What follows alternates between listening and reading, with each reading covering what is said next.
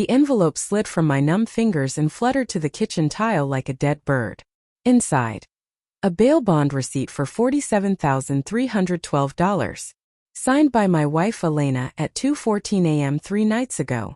The defendant's name, Marcus Delgado, burned itself into my retinas before I even blinked.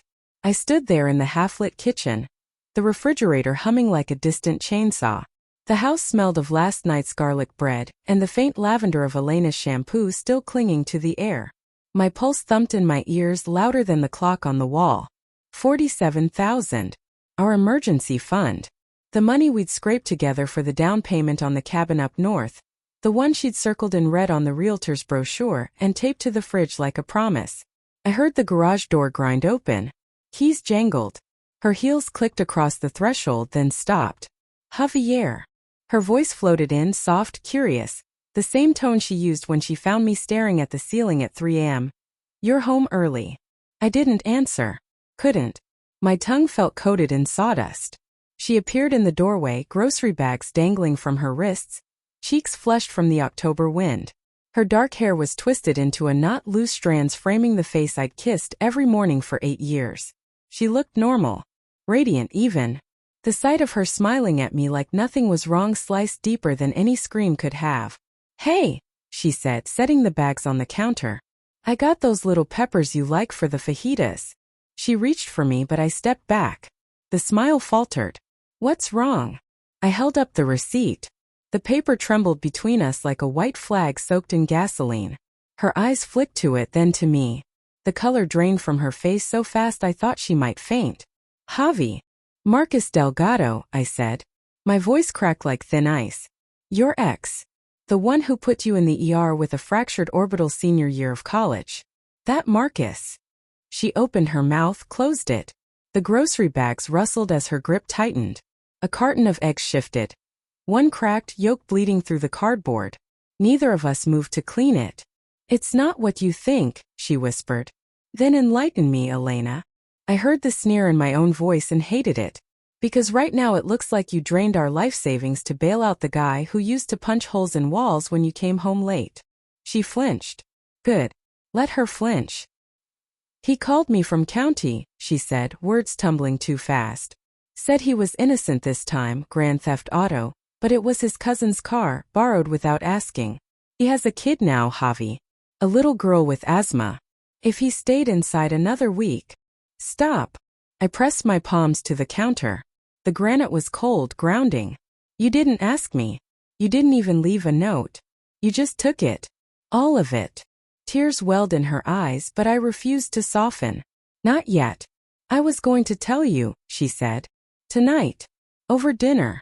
I swear. Tonight, I echoed. The word tasted like rust. After the money was gone. After the judge set bond. After you'd already chosen him. She stepped closer. I smelled her perfume, jasmine and something metallic like fear.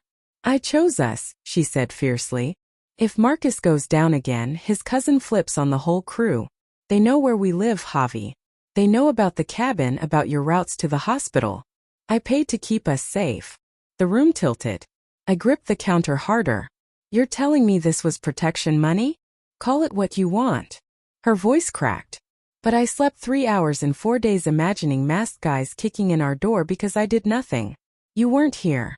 You were pulling doubles at the ER. I had to decide. I laughed short, ugly. So you decided for both of us. Classic Elena. Fix the mess, apologize later. I turned away, stared at the cracked egg spreading across the tile like a tiny sun. How long have you been in touch with him? Silence. The kind that swallows oxygen. Answer me. 6 months, she said quietly. He found me on Instagram. Started with apologies. Then updates about his daughter. Then the favor.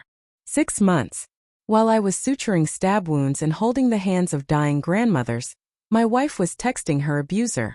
I felt the betrayal bloom hot in my chest, layered with something worse, shame. Shame that I'd missed every sign. The late-night bathroom runs she blamed on migraines. The way she'd angle her phone away when I walked into the room. The extra lock on the safe I'd installed just in case. I moved before I could think, yanking open the junk drawer, fishing out the bank app on my phone. Elena's eyes widened. Javi, don't. Too late. I logged into every account checking savings, the high yield we'd nicknamed Dream Cabin. Transferred everything to a new account under my name only. The confirmation pinged. Done. 47,000 and change. Gone from her reach in 30 seconds. She lunged for the phone. I held it high. You don't get to touch our money again. Ever. Tears streaked her mascara. You think this fixes it? You think freezing me out keeps us safe? She laughed, bitter. Marcus will come looking. And when he does, let him. My voice was steel. I'm a trauma surgeon, Elena. I've stared down gangbangers high on PCP. I'm not afraid of your ex. But I was afraid. Afraid of the woman in front of me, wild-eyed and desperate. Afraid of the life we'd built on quicksand. Afraid that the love I still felt, God help me, wasn't enough to cauterize this wound. She sank to the floor amid the groceries, knees in the spilled yolk. I was 17 when he hit me, she said to the tiles. I thought love meant forgiving. I thought if I could save him now, it would erase the girl who stayed too long. A sob tore from her throat. I didn't sleep with him, Javi. I need you to believe that. I crouched, not touching her. I believe you didn't sleep with him, but you let him back in here. I tapped my temple. And here. I tapped my chest, over the heart that felt flayed open. That's worse. Her phone buzzed on the counter. Unknown number. She stared at it like it might bite. I snatched it before she could. The text preview glowed, Bond posted. Oh, you big. Meet me tonight? I looked at her. She looked at me. For the first time in 8 years, I didn't know the woman staring back. Get out, I said. She stood slowly, wiping her face with the sleeve of her coat. Where am I supposed to go? Figure it out. You're good at decisions without me. She walked to the door, paused. The cabin brochure. It's still on the fridge. I wasn't lying about wanting that life. With you. The door clicked shut behind her. I slid down the cabinets until I sat in the cold yoke. The bail receipt crumpled in my fist. Outside, wind rattled the gutters like bones. My phone pinged. Bank alert. A new deposit, $47,312, from an account labeled E. Delgado Trust. A second text from the unknown number, this time to me. She paid with your money. I'll pay with hers. Fair trade. See you soon, Doc. I stared at the screen until the words blurred.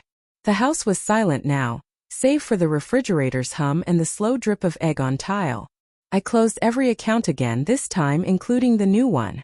Then I opened the safe, pulled out the Glock I'd bought after the last hospital shooting, and loaded it with hands that didn't shake. The cabin brochure fluttered to the floor, the red circle around the photo now looking less like a promise and more like a target.